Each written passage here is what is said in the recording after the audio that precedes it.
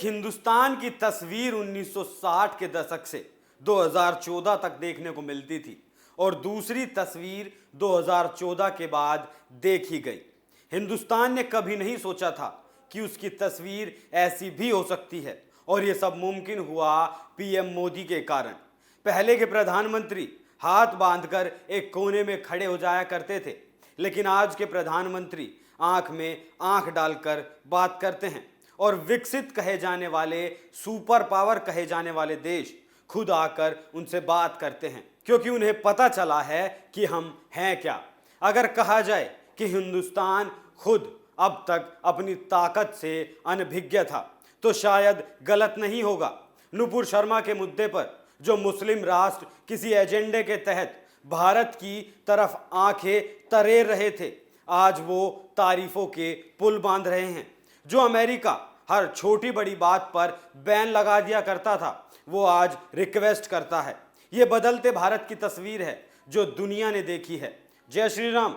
मैं हूं आपके साथ अभिषेक पुंडीर और आप देखना शुरू कर चुके हैं कैपिटल टीवी का स्पेशल शो थर्ड आई। थर्ड आई में आज बात होगी पीएम मोदी की, क्योंकि इस नाम की टंकार आज विश्व पटल पर गूंज रही है। दुनिया के मंच पर भारत की ताकत कैसे बढ़ रही है, इस बात को रूसी राष्ट्रपति व्लादिमीर पुतिन के बयान से समझा जा सकता है।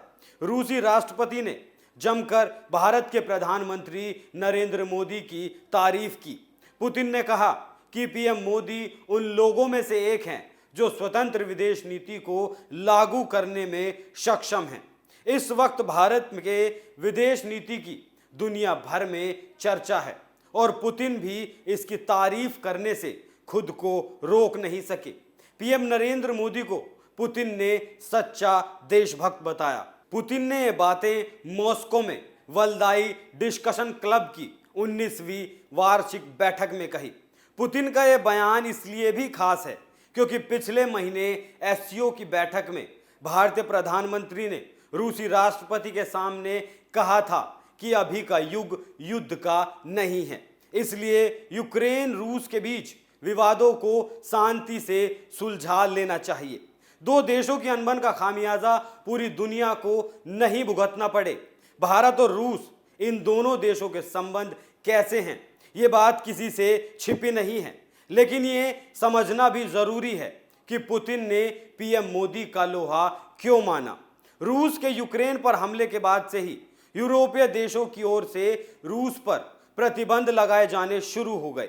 अमेरिका समेत कुछ और देश ऐसा चाहते थे कि जो वो फैसला कर रहे हैं उसे बाकी देश भी माने। अमेरिका और पश्चिम देश भारत से अपेक्षा कर रहे थे कि वो रूस के खिलाफ एक्शन में उनका साथ दे, लेकिन भारत अपने स्टैंड पर कायम रहा। इसके बाद रूस से तेल आयात करने का भारत ने एक बड़ा फैसला किया। इस फैसले से भी कई देशों को हैरानी हुई। वहीं भारत ने यह बता दिया कि जो देश हित में होगा हम वही करेंगे। अभी हाल ही में विदेश मंत्री एस जयशंकर का इस मुद्दे पर जो बयान आया, उसके बाद पाकिस्तान के पूर्व पीएम इमरान खान भी तारीफ करने से खुद को रोक नहीं सके। वहीं यूएई के मंत्री ने भी भारत के फॉरेन पॉलिसी की तारीफ की है। भारत ने इस पूरे मुद्दे पर यह क्लियर कर दिया है कि जिस तरह बाकी देश अपने अपने हितों को तवज्जो देते आए हैं, उसी तरह भारत भी रूस के साथ अपनी ऐतिहासिक संबंधों को ध्यान में रखकर ही कोई फैसला करेगा। जहां तक हथियारों की खरीद की बात है, भारत इस मामले में भी किसी के दबाव में नहीं आया।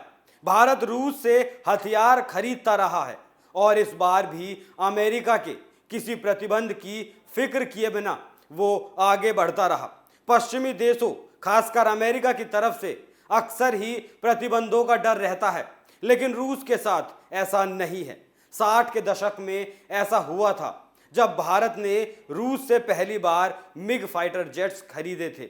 1965 और 1971 में जब पाकिस्तान के साथ युद्ध हुआ तो अमेरिका ने हथियार देना बंद कर दिया था।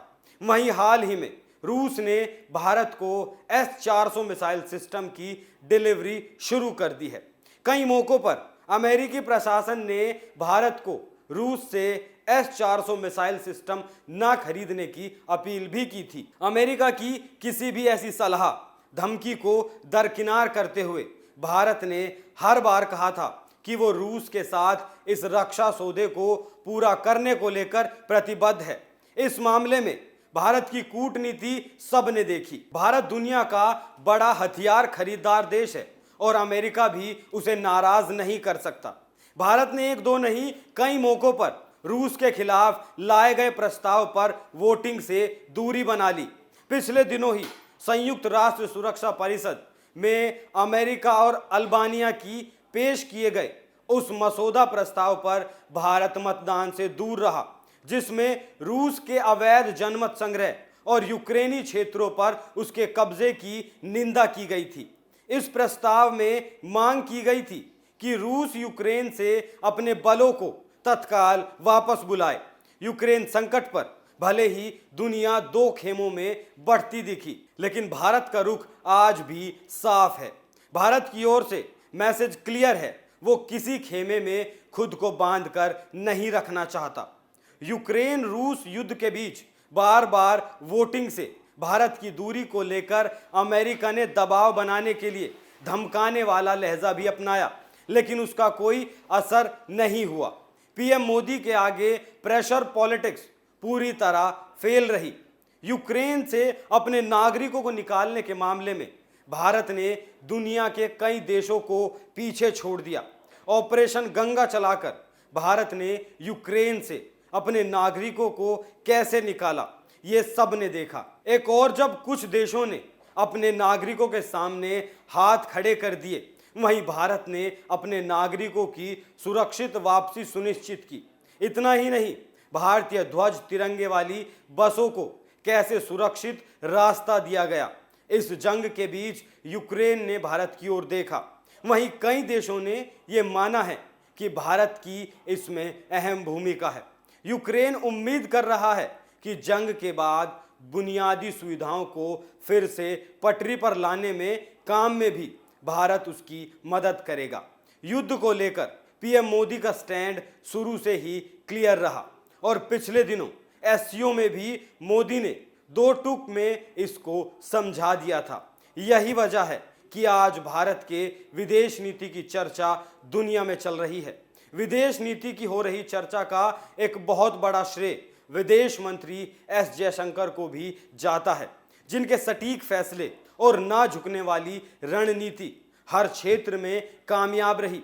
जयशंकर की जो बराबरी से बात करने की नीति है वो काबिले तारीफ है, उसका कोई तोड़ किसी के पास है ही नहीं। जिनके सटीक फैसले और ना झुकने वाली रणनीति हर क्षेत्र में कामयाब रही। जयशंकर की जो बराबरी से बात करने की नीति है वो काबिले तारीफ है, उसका कोई तोड़ नहीं है किसी भी देश के पास। यही वजह है कि दुश्मन देश भी ना चाहते हुए भी हिंदुस्तान की तारीफ करते नहीं थक रहे। आज दुनिया समझ चुकी है कि इस दुनिया का भविष्य मोदी ही है, लेकिन अफसोस देश में बैठे कुछ विपक्षी नेता मानते हैं कि वो मोदी की जड़ों को उखाड़ने के लिए पैदा हुए हैं। आप इस खबर पर क्या राय रखते हैं, हमें कमेंट करके ज़रूर बताएं। थर्ड आई में आज के लिए इतना ही। कल फिर मुलाकात होगी एक नए मुद्दे के साथ। तब तक देखते रहिए कैपिटल टीवी। नमस्कार।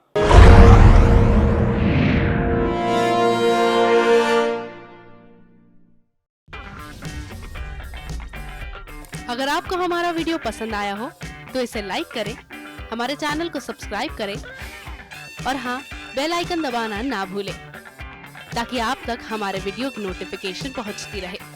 आप अपना सुझाव हमें कमेंट बॉक्स में दे सकते हैं। हमारे साथ जुड़ने के लिए शुक्रिया। मैं राजनीति करता नहीं, पर राजनीति को बहुत गहरे तक समझता हूं। मैं लोगों के बीच रहता हूं, लोगों के मन को अच्छे से जानता हूं।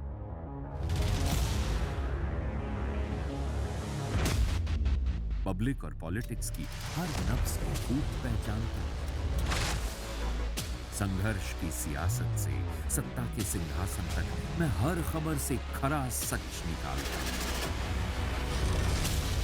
ना कोई दौड़, ना कोई race. Capital TV, Uttar Pradesh.